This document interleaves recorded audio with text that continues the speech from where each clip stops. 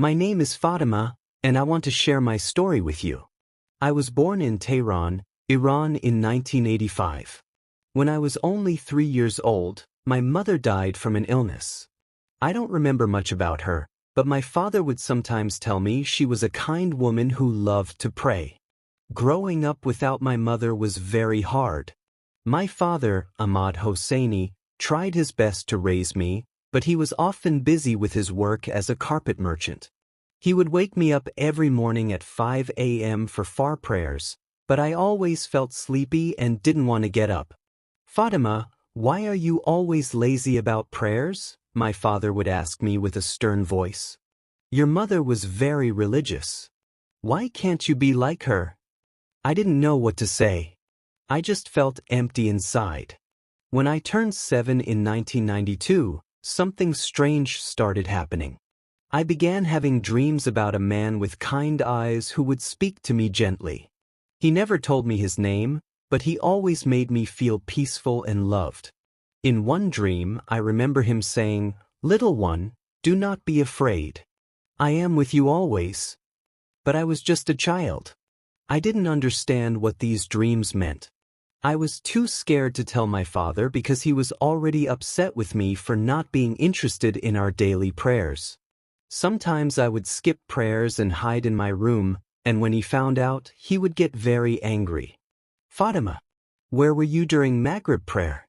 You are bringing shame to this family, he would shout.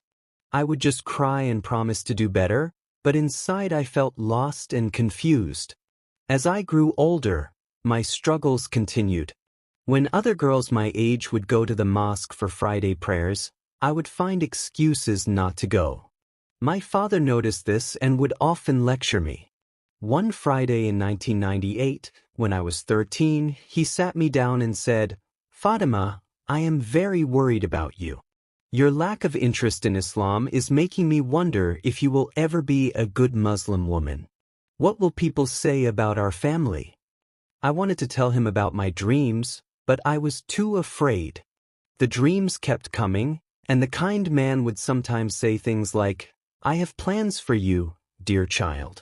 Plans to give you hope and a future." But I didn't understand what any of this meant. In December 2000, when I was 15 years old, my father called me into his room. "Fatima, I have found you a husband," he announced. "Imam Reza from Isfahan has agreed to marry you as his first wife. He is only 22 years old and very religious. Maybe he can help you become a better Muslim." I felt scared and confused. I didn't want to get married so young, but in our culture, children must obey their parents. The wedding took place in January 2001 at our local mosque. I remember feeling very nervous as I moved to Isfahan to live with my new husband. Imam Reza was a serious man who led prayers at the small mosque in his neighborhood. He expected me to be the perfect Muslim wife, but I still struggled with the same feelings I had as a child. The dreams about the kind man continued even after my marriage. My husband noticed that I seemed distant and not very interested in religious activities. "Fatima, why do you seem so unhappy?" he would ask. "Are you not grateful for this marriage?" I couldn't tell him about my dreams. Who would believe me?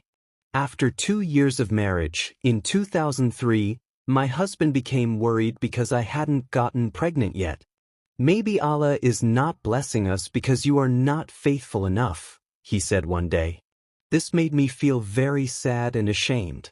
In June 2003, my husband decided to take a second wife, Aisha, who was 19 years old.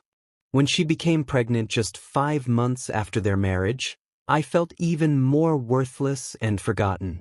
"See how Allah blesses those who are truly faithful," my husband said to me, looking at Aisha's growing belly. Life became very difficult for me.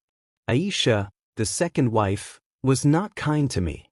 She would make comments like, "Maybe Allah doesn't want Fatima to have children because she's not a good Muslim." My husband would often take her side. I felt alone and forgotten in my own home. In 2004, my husband married his third wife, Zainab, who was only 18. As an imam, I need to set an example by having 4 wives, he explained to the 2 us in the house one evening. This shows that I can provide and lead a large family as Allah commands.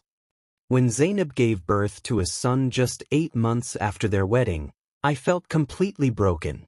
I would cry myself to sleep every night, asking, Allah, do you really care about me?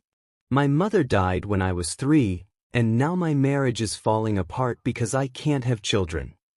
One night in March 2005, after crying for hours, I had the most vivid dream of my life. The kind man appeared to me again, but this time he spoke very clearly.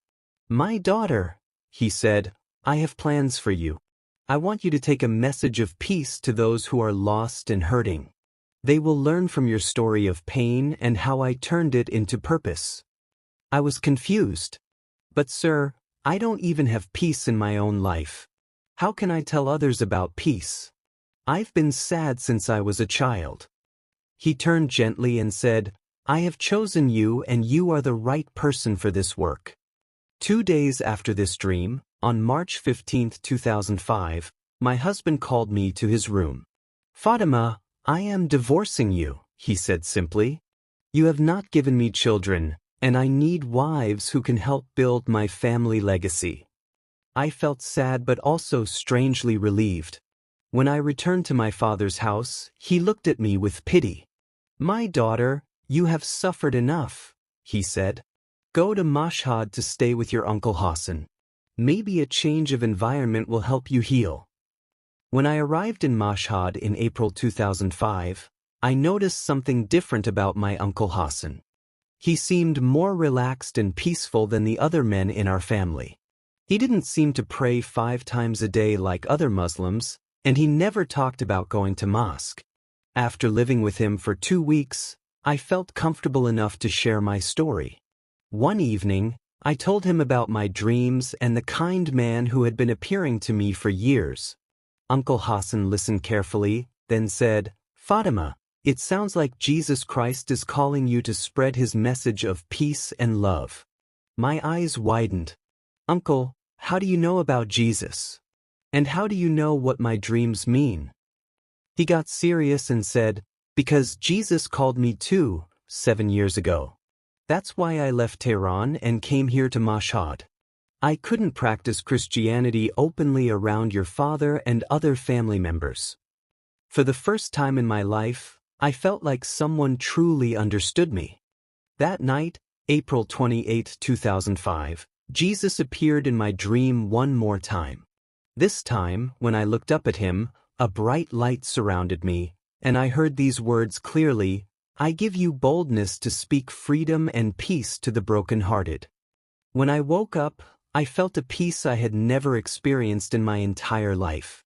The heavy sadness that had been with me since childhood was gone.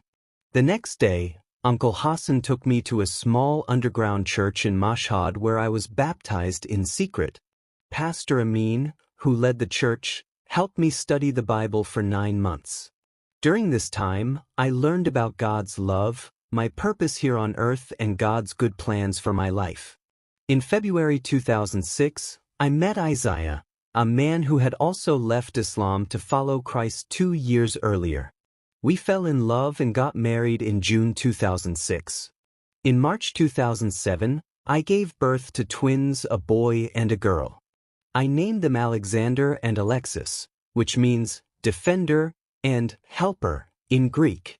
Holding my babies for the first time, I finally understood that God had a plan for my life all along. Looking back at my journey, I want to encourage everyone listening to me. Sometimes our suffering means we have gotten away from God's original plan for our lives. But God is faithful and will always find a way to bring us back to His purpose. Whether you are a Christian or someone still searching for truth, remember that God can use even our darkest moments to prepare us for something beautiful. My years of sadness and feeling forgotten were actually preparing me to understand others who feel the same way. May God give all of us the strength and courage to follow His plan, even when it's difficult or scary. Sometimes the greatest blessings come after the greatest struggles. May God bless you all.